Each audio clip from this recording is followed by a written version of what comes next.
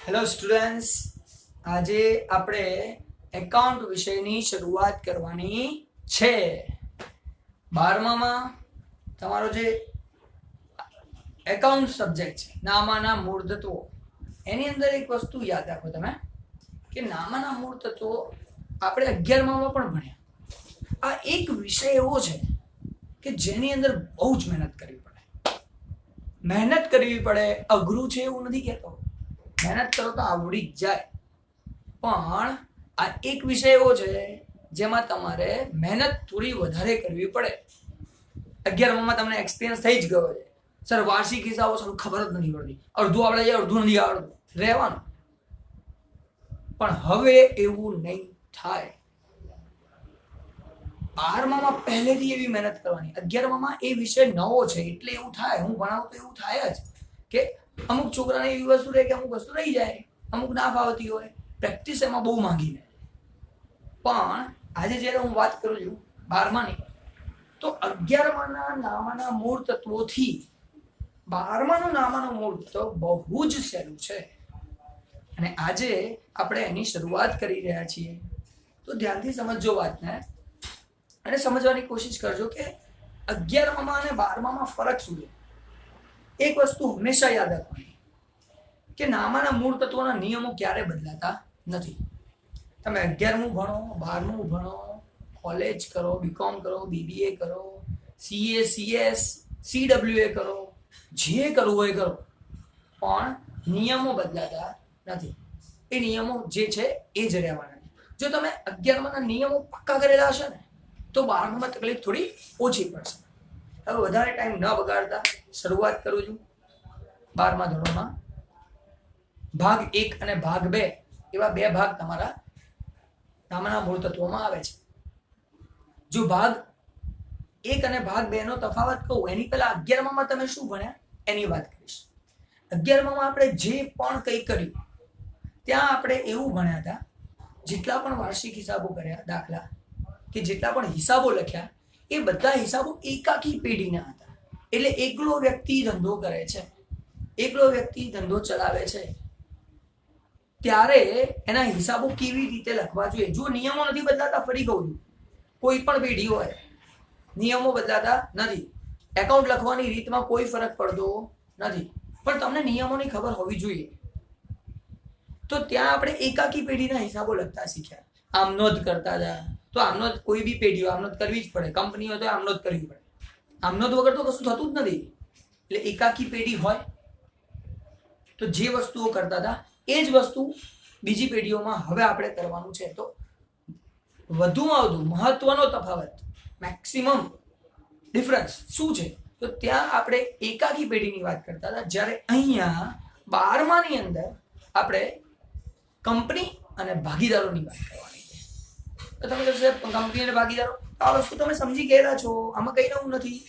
તમે બીએ ની અંદર પણ ભણી ગયા છો કે ભાગીદારી શું છે ને બધી વસ્તુઓ થોડુંક ટૂંકમાં ભણેલા. ડિટેલમાં ભણે ના ભણ્યા હો, પણ ટૂંકમાં તમને ખબર છે ભાગીદારી કોને કહેવાય, કંપની કોને કહેવાય. ના ખબર હોય તો તમે આ કંપની, આ કંપની, આ કંપની, ઘણી બધી કંપની કરતા હોય એટલે તમને ખબર જ છે કે કંપનીઓ હોય છે. તો એના હિસાબો કેવી રીતે રાખવાના, જે તમારું 12માના સિલેબસમાં છે. પણ યાદ રાખજો, 11માં કરતા 12મું બહુ જ સહેલું છે. માર્ક્સ લેવા ફટાફટ તમારી જોડે હાથમાં આવી જાય.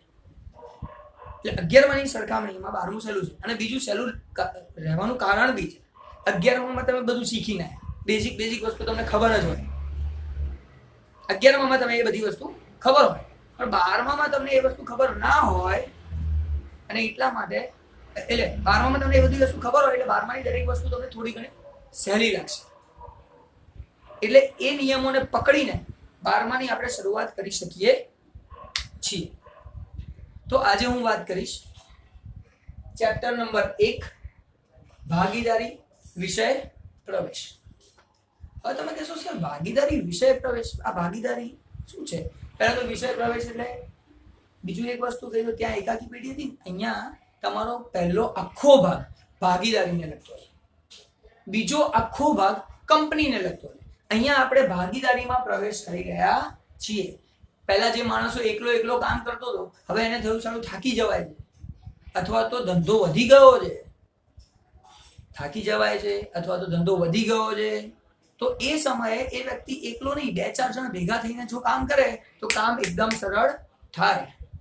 હા, એ જુદી વસ્તુ છે. 2-4 જણ ભેગા થાય તો સામે એવી પરિસ્થિતિ ખરી કે નફો પણ વહેંચાઈ જાય. પણ 2 જણ ભેગા થાય, ધંધો વધે તો નફો સામે વધે, અને વહેંચાય તો વહેંચાયા પછી પણ ફાયદા થવાના ચાન્સીસ છે. ફાયદો થઈ શકે છે વધારે પડતો. બીજી વસ્તુ, મારી પોતાની લિમિટેશન છે. કઈ લિમિટેશન છે? કે હું ધંધામાં મૂડી લાવી શકીશ તો એ લિમિટેડ છે, થોડીક જ છે. હું મારી ધંધાને વધારવા માંગુ છું, બહુ જ મોટો ધંધો કરવા માંગુ છું, તો બહુ બધી મૂડીની જરૂર પડશે, બહુ બધા લોકોની જરૂર પડશે. એકલા બધી વસ્તુ ના થાય. અને એ વખતે મારે કોઈની જરૂર પડે, એને હું કહું ભાઈ આપણે 2 ભેગા થઈને કામ કરીએ, ત્યારે ભાગીદારીનો જન્મ થાય છે. આપણે વાત કરીએ છીએ ભાગીદારીના વિષય પ્રવેશની, એટલે કે હવે 12મામાં આપણે આવી ગયા તો પહેલા ભાગમાં ફક્ત ભાગીદારી ભણવાનું, બધી વસ્તુ જેટલી પણ દેખાય બધી ભાગીદારીને લગતી જ છે. તો પછી એની અંદર શું, એમ આપણે જે સમજવાનું છે, ભાગીદારી કેમ જન્મ કેમ થયો, ભાગીદારીનો જન્મ કેમ થયો. તો હવે એક સારા ઉદાહરણથી સમજાવું છું. મારું પોતાનું ઉદાહરણ કહું.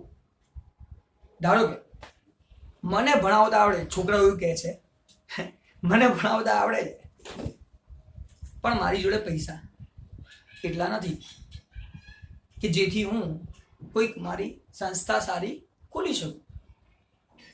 પણ કોઈક માણસ મને મળી જાય, રામભાઈ મને મળી જાય.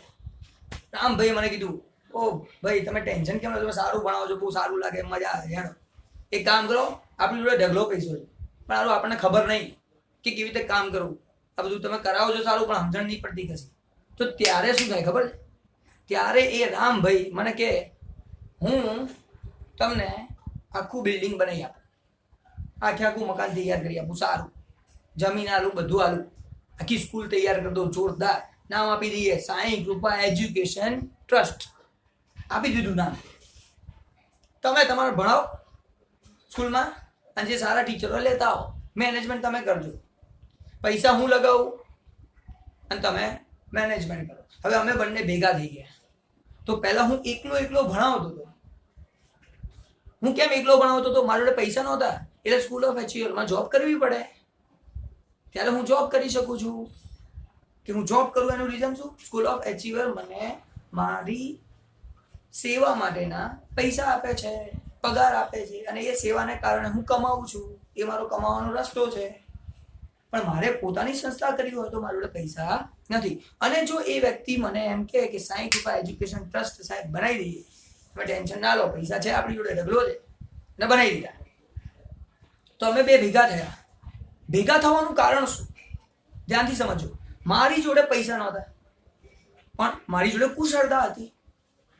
એમની જોડે પૈસા છે, કુશળતા નથી. એટલે અમારે બંને જો ભેગા થઈ જઈએ તો અમારી બંનેની ભેગા થવાથી બંને જોડે બંને થઈ ગયું, અને એના કારણે બહુ જ સારો માર્કેટમાં નામ થઈ ગયું, બહુ જ સારું નામ થઈ ગયું, અને સ્ટુડન્ટ્સ વધી ગયા, બહુ ઘણા બધા લોકો આવી ગયા.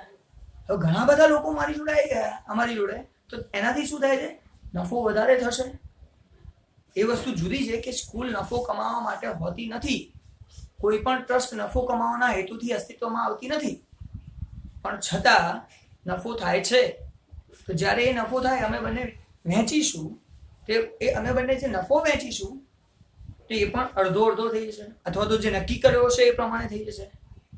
અત્યારે જે વાત થાય છે ભાગીદારી વિષય પ્રવેશ, આપણે 11મામાંથી 12મામાં આવ્યા તો 11મામાં એકાકી પેઢી ભણતા હતા.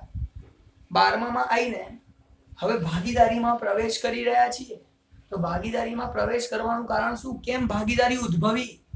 ભાગીદારી ઉદ્ભવવાનું કારણ શું? તો એક કારણ જે આપણે આજે સમજાવવાના છીએ. ધ્યાનથી સમજો. આ ઉદાહરણથી તમને આ બધી જ વસ્તુની ખબર પડશે. તો પહેલું કારણ જો અહીંયા લખ્યું છે, ભાગીદારીના જન્મના કારણો. કેમ ભાગીદારીનો જન્મ થયો? તો પહેલું, પૂરતા પ્રમાણમાં નાણાં હોય.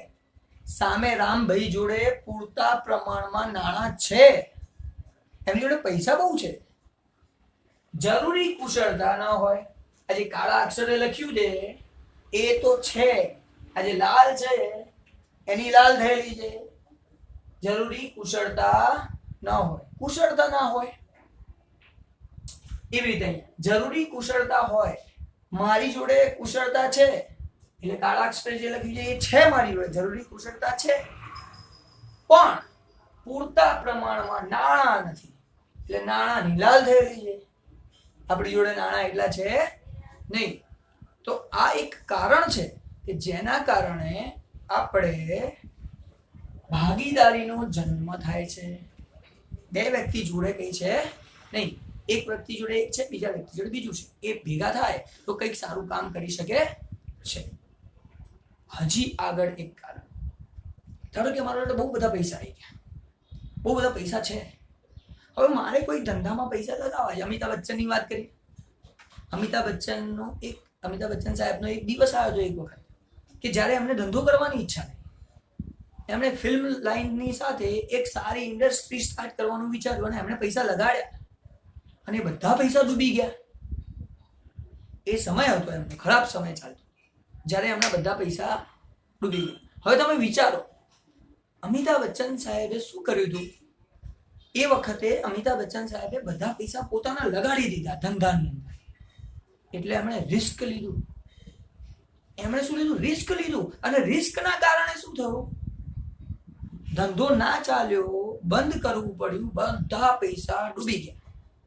હવે ધારો કે એમણે એવું વિચાર્યું હોત કે નવું નવું છે, ધંધામાં મને બહુ ગતાગમ પડે નહીં, હું એક્ટિંગ કરી શકું છું સારી, અને એમણે પૂરેપૂરું રિસ્ક ના લીધું હોત, પૂરેપૂરો રિસ્ક ના લઈને કોઈની સાથે ભાગીદારી કરી હોત કે ભાઈ તમે બધા જે ધંધો કરી રહ્યા છો એ લોકો મારી સાથે ભાગીદાર થઈ જાય, આપણે 10, 15, 20 જણા ભેગા થઈ જઈએ અને પછી ધંધો શરૂ કર્યો હોત તો એમનું જે રિસ્ક છે, નુકસાન પણ જે થાત એ નુકસાન પણ શું થાત? બધામાં વહેંચાઈ જાય. અને બધું નુકસાન સારી રીતે વહેંચાઈ જવાને કારણે આટલી ખરાબ પરિસ્થિતિ એમની ના આવે. તો ત્રીજું કારણ, ભાગીદારી કેમ કરવી જોઈએ? તો જ્યારે નુકસાનની વહેંચણી કરવી હોય, જ્યારે આવું કઈ રિસ્ક હોય એની વહેંચણી કરવી હોય, તો ત્રીજું ધંધાનું જોખમ. લાલ અક્ષરે લખ્યું છે, ધ્યાનથી સમજો. ધંધાનું જોખમ વહેંચવાનું હોય ત્યારે પણ ભાગીદારી થાય છે. હા, જોખમની સાથે સાથે નફો પણ વહેંચાઈ જાય, પણ આપણે રોડ પર તો ના આવી જઈએ ને, માટે આપણે ભાગીદારી કરવાની. એટલે ધ્યાનથી સમજો. ફરીથી આપણે વાત ચાલે છે ભાગીદારીના વિષય પ્રવેશની, તો વિષયની આપણે ભાગીદારીમાં જ પ્રવેશ કરીએ. કેમ કરીએ? ભાગીદારી ઉદ્ભવે છે કેમ? એનો જન્મ કેમ થયો? તો ભાગીદારીના જન્મ થવાના 3 કારણો તમારી ચોપડીમાં તમને આપેલા છે. પહેલું કારણ, ફરીથી ધ્યાનથી સમજવા, 3 પૂરતા પ્રમાણમાં નાણાં હોય, જરૂરી કુશળતા ના હોય. રામભાઈ જોડે પૈસા છે, કુશળતા નથી. બીજું, જરૂરી કુશળતા હોય, પૂરતા પ્રમાણમાં નાણાં ના હોય. આ થઈ બીજી પરિસ્થિતિ કે ભાગીદારી કરવી પડે, એનો જન્મ થાય. અને ત્રીજું, અમિતાભ બચ્ચન સાહેબ, ધંધાનું જોખમ વહેંચવાનું હોય ત્યારે. જો જોખમ વહેંચી લો તો નુકસાન ઓછું સહન કરવું પડે, નફો પણ ઓછો મળે, પણ નુકસાન ન થાય. એટલે આપણે રોડ પર ન આવી જઈએ. જો બધા પૈસા લગાડી દો અને જો ડૂબી જાય, નુકસાન થઈ જાય તો લોચા પડે. તો એ જોખમને ઘટાડવા માટે પણ ભાગીદારી કરવી પડે. એટલે આજે તમને એક વસ્તુ તો ક્લિયર થઈ ગઈ કે 11માં જે ભણતા હતા ને એ એકલો કરતો હતો, હવે બધા ભેગા મળીને કરશે. ભેગા થવાના કારણો શું? એ આ 3 કારણો જે તમારી ચોપડીમાં આપેલા જ છે. અને જે હું માનું છું, હજી બીજું એક વધારાનું કારણ જે હું તમને કહીશ, ધંધાનો વ્યાપ વધારવા માટે. ધંધો વધારવા માટે. હવે ધંધો વધારવા એટલે કેવી રીતે? ધંધો કેવી રીતે વધારવા? તો મેં પહેલા જ કીધું. હવે આજ સાંઈ કૃપા એજ્યુકેશન ટ્રસ્ટની વાત કરું. રામભાઈ પૈસા લગાડવા તૈયાર, કમલ સર ભણાવવા તૈયાર.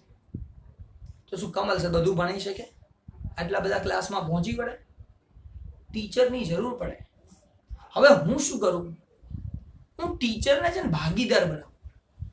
ટીચરને રાખવું નહીં, સારામાં સારો ટીચર હોય, સારામાં સારો શિક્ષક હોય, જે એના કામમાં નિષ્ણાત છે, એ વ્યક્તિ મારી જોડે પગાર ઉપર કામ કરવા તૈયાર થઈ જાય, છતાં પણ હું એને મનથી ભાગીદાર રાખું. મનથી ભાગીદાર એટલે કેવી રીતે? પહેલા તો એને પરખવો તો પડે ને કે ખરેખર સારો ટીચર છે. હવે હું પરખી લઉં કે ના, આ વ્યક્તિ સારો છે, પછી વર્ષ પતે એટલે ડિક્લેર કરી દઉં. શું ડિક્લેર કરું? ભાઈ ઘનશ્યામભાઈ તમે આવો, ઘનશ્યામ સર તમે બેસો, તમારા આખા વર્ષનું કામ જોયા પછી મેં તમને ભાગીદારી સોંપી છે, ભાગીદારી આપી છે મારા આ સ્કૂલની અંદર. હવે તમે વિચારો, એ વ્યક્તિ જે મારી જોડે નોકરી કરવા માટે આવતો, પગારમાં કામ કરવા માટે તૈયાર હતો, છતાં મેં એને શું કર્યું છે? એને શું કર્યું? ભાગીદારી આપી. હવે એમને કહી, સાહેબ મારા સ્કૂલમાં જેટલો નફો થાય એમાંથી 1% નફો તમારો, 2% નફા તમારા. આપણે 3 ભાગીદાર થયા. એટલે કે રામભાઈ થયા, ઘનશ્યામભાઈ થયા અને કમલ સર થયા. ઘનશ્યામ સર અને કમલ સર. હવે ઘનશ્યામ સર અને કમલ સર કેમ ભેગા થયા? ઘનશ્યામ સર બીજો વિષય જોરદાર ભણાવે છે, હું એક વિષય જોરદાર ભણાવું. અમે બે જો ભેગા થઈને સ્કૂલ ચલાવીએ, એજ્યુકેશન ટ્રસ્ટ ચલાવીએ, તો સારી રીતે વધારે પડતું કમાણી કરી શકીએ છીએ. એવી જ રીતે આવા શિક્ષકો ભેગા કરું તો પગાર ઉપર પહેલા રાખવા કરતા જેમ જેમ એ વ્યક્તિ સારો દેખાય એ વ્યક્તિને ભાગીદારી બી કરી દઉં, એ ભાગીદાર થઈ જાય મારો. અને એ સમયે જ્યારે એ પરિસ્થિતિ આવે ત્યારે એ વ્યક્તિ ક્યારે પણ મને છોડીને જવાનો નથી, ત્યારે એ વ્યક્તિ મને છોડીને જવાનો નથી અને મારો ધંધો વ્યાપ્ત થતો જ જશે. આવા શિક્ષકો ભેગા કરતો જાઉં તો બીજી સ્કૂલ, હજી શિક્ષકો ભેગા કરું ત્રીજી સ્કૂલ. હું એવું ના વિચારું કે 10 સ્કૂલો ચાલુ કરું અને બધામાં આવા શિક્ષકો ભાગીદાર હોય. હું એવું માનું કે મારે છેલ્લે ખાલી 5% બી મળ્યા તો 5, 5, 5, 5, 10, 15, 20, 100 સ્કૂલો થાય તો એક સ્કૂલમાંથી જે ના કમાઈ શકું એ 5, 10, 15, 20, 25 સ્કૂલો ભેગી થાય તો કમાઈ શકું છું. અને માટે ધંધાનો વ્યાપ્ત કરવા માટે પણ ભાગીદારીની જરૂર પડે. અને અહીંયા આપણે કારણો શીખ્યા. અમારી ચોપડીમાં 3 કારણ આપેલા છે. હવે આપણે થોડી હજી આગળ વાત કરીશું. આપણે આટલી તો વાત કરી નાખી કે ભાગીદારીનો ઉદ્ભવ, જન્મ ક્યાંથી થયો, કેવી રીતે થયો, કેમ થયો, શા માટે કરવાની જરૂર પડી, એ કારણો ખબર પડી. હવે વાત કરીએ સાહેબ ભાગીદારી એટલે શું? ભાગીદારીનો અર્થ શું? ભાગીદાર કોને કહેવાય? પેઢી કોને કહેવાય? આજે આપણે એ વસ્તુને 100% ક્લિયર કરવાની છે. ભાગીદારી, ભાગીદાર, ભાગીદારી પેઢી. આ પતે એટલે આપણું ચેપ્ટર પૂરું. આ પતે એટલે આપણું ચેપ્ટર, આપણો લેક્ચર પૂરો. ચેપ્ટર સાહેબ ના પતે, ભાગીદારીનો ખાલી પ્રવેશ થયો, તમને ખબર પડી ભાગીદારીમાં શું છે, કોણ હોય કોણ ના હોય. હવે વાત કરીએ આગળ, ફટાફટ ધ્યાનથી જુઓ. ભાગીદારીનો અર્થ, અમે રામભાઈ ને હું ભેગા થયા તો અમે બે ભાગીદારી કરી, તો અહીંયા આપણને ભાગીદારીનો અર્થ આપ્યો છે. હવે એક વસ્તુ યાદ રાખજો, આ જે ભાગીદારી છે ને એનો કાયદો છે, ભાગીદારી કાયદો 1932 ના કાયદા પ્રમાણે ભાગીદારી ચાલતી હોય છે. આપણી જે સરકાર છે, ગવર્મેન્ટ છે, એને નક્કી કરેલું છે કે ભાગીદારીના નિયમો ક્યાં લખેલા છે? 1932 ના કાયદામાં. અને 1932 ના કાયદા પ્રમાણે બધું થાય. એમાં લખ્યું હોય આવું એ પ્રમાણે કરવાનું, ગવર્મેન્ટમાં રજીસ્ટ્રેશન કરાવવાનું. કયા પ્રમાણે? 1932 ના કાયદા પ્રમાણે. તો 1932 ના કાયદામાં જ તમને ભાગીદારીની વ્યાખ્યા આપી છે. જોજો ધ્યાન. ભાગીદારી, ભારતીય ભાગીદારી કાયદા 1932 ની કલમ 4 મુજબ, એટલે કાયદો છે કયો? 1932 નો કાયદો. 1932 ની કલમ, એની અંદર જે કલમ છે 4 નંબર, 1932 ની કલમ 4 મુજબ ભાગીદારી એ એવી વ્યક્તિઓ વચ્ચેનો સંબંધ છે. અત્યારે બે સંબંધ, રામભાઈ અને કમલ સર, આ બે વચ્ચેનો સંબંધ. ભાગીદારી એ એવી વ્યક્તિઓ વચ્ચેનો સંબંધ છે કે જેઓ શું કરે છે? બધા દ્વારા, જેઓ બધા, એટલે અમે બે છીએ, 4 હોઈએ, 10 હોઈએ, બધા, જેઓ બધા દ્વારા અથવા બધા વતી તેમનામાંથી કોઈ એક વ્યક્તિ દ્વારા, બધા લોકો અથવા બધામાંથી કોઈ એક વ્યક્તિ દ્વારા ચલાવાતા ધંધાનો, વાત આવે છે મહત્વનું, ચલાવાતો ધંધો, ચલાવાતા ધંધાનો નફો વહેંચવા સંમત થયા હોય. બીજી વાત આવે છે નફો વહેંચવા સંમત થયા હોય. બીજી વાત આવી નફાની. તો પહેલી વાત આવી ધંધો ચલાવવાની, બીજી વાત આવી નફાની. અહીંયા જે ઉદાહરણ લીધું છે ધંધો નથી, વ્યવસાય છે. એટલે ધંધો કે વ્યવસાય જે પણ કંઈ ચલાવો છો એ. તો ધ્યાનથી સમજો. આખી વ્યાખ્યા ભાગીદારી કાયદામાં 1932 નો જે કાયદો છે એની અંદર તમને આ વસ્તુ આપેલી છે, આ વ્યાખ્યા આપેલી છે કે ભાગીદારી એટલે શું. તો ભાગીદારી એ એવી વ્યક્તિઓ વચ્ચેનો સંબંધ છે કે જેઓ બધા દ્વારા અથવા બધામાંથી કોઈ એક દ્વારા ચલાવાતો ધંધાનો નફો વહેંચવા માટે સંમત થયા હોય. એટલે હવે સમજ ધ્યાનથી. સામે રામભાઈ જે પૈસા આપીને છૂટા, એમને કઈ ખબર પડતી નથી સ્કૂલ કેવી રીતે ચલાવે. સ્કૂલ કોણ ચલાવે છે? હું ચલાવું. અને સ્કૂલ ચલાવીને આગળ લઈ જવાનું કામ મારું છે. એમનું કામ પૈસાનું છે અને મારું કામ સ્કૂલ ચલાવવાનું છે. એટલે કામ તો હું કરી રહ્યો છું. તો બધા વતી એટલે અમે બે વતી એક જ દ્વારા કામ હું કરી રહ્યો છું. અથવા અમે બંને શિક્ષક જ હોઈએ, બંને શિક્ષકો ભેગા થયા હોઈએ તો બંને ભણાવતા હોઈએ તો બધા દ્વારા કહેવાય. એટલે લખીશું બધા દ્વારા. અને આ પરિસ્થિતિમાં, મારી પરિસ્થિતિમાં બધા વતી તેમનામાંથી કોઈ એક દ્વારા ચલાવાતો ધંધો અથવા વ્યવસાય, ચલાવાતો ધંધો, એનો નફો વહેંચવા ભેગા થયા હોય. આવું તમને વ્યાખ્યામાં 1932 ની કલમ પ્રમાણે આપેલું છે, જે તમારે ધ્યાન રાખવાનું છે. હવે આગળ વાત કરું છું, ધ્યાનથી સમજજો. આ થઈ આપણી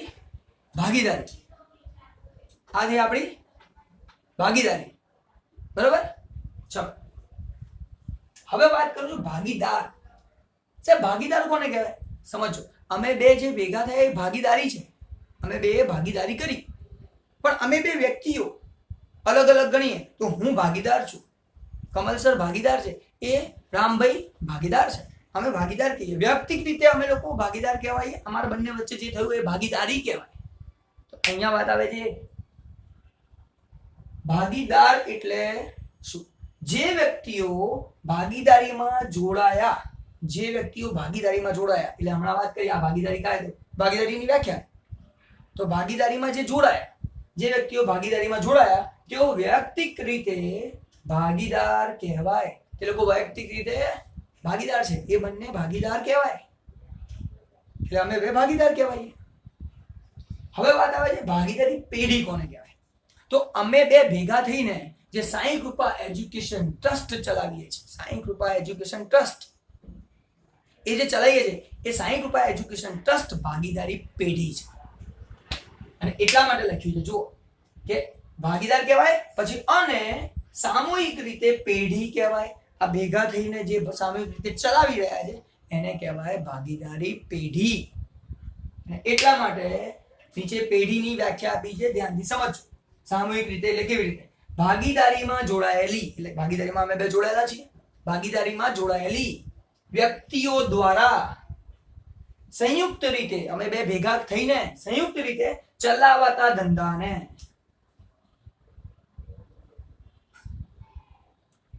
અમે બે ભેગા થઈને સાંઈ કૃપા ગ્રુપ, સાંઈ કૃપા એજ્યુકેશન ટ્રસ્ટ ચલાવાતા ધંધાને ભાગીદારી પેઢી કહેવાય. તો આજના લેક્ચરમાં જે આપણે શીખ્યા એ આખું રિપીટ કરું છું, ધ્યાનથી સમજી લેજો અને 100% આવડી જશે, 100% ક્લિયર. પૂછવાની જરૂરત નહીં પડે. પહેલા તો 11માં શું ભણતા હતા? એકાકી પેઢી.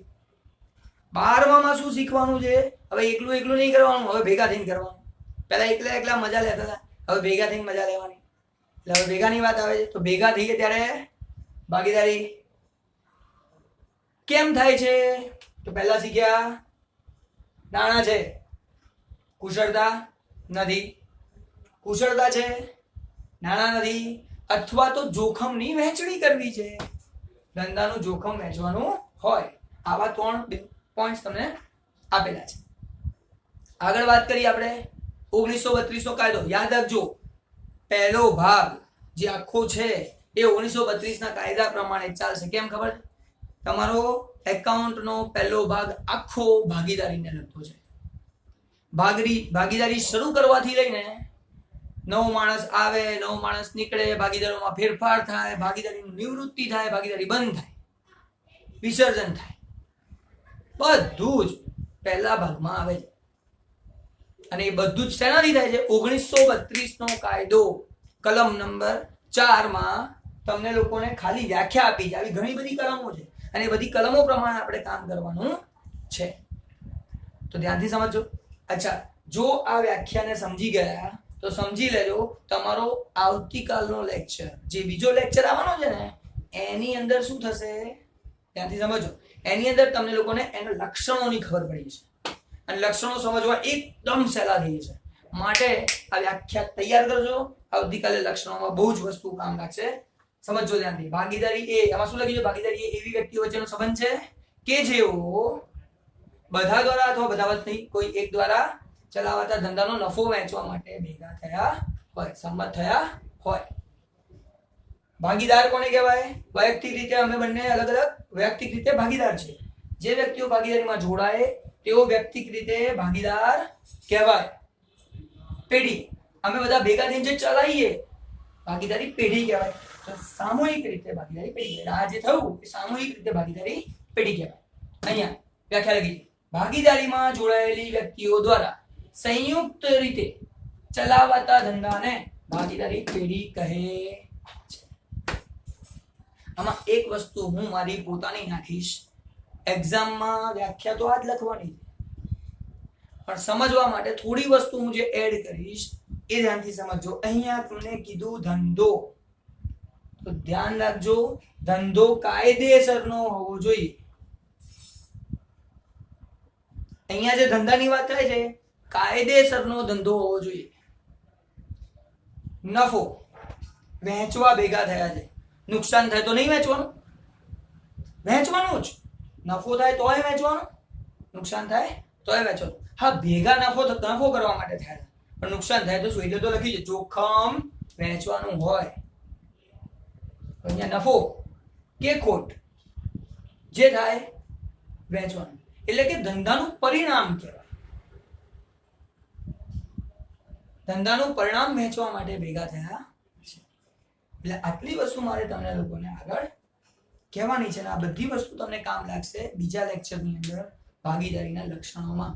એટલે આવતા લેક્ચરમાં આપણે ભાગીદારીના લક્ષણોની વાત કરીશું. પણ આજે પહેલો પિરિયડ જેટલું શીખવાડ્યું, કાલે તૈયાર હોવું જોઈએ. Thank you very much.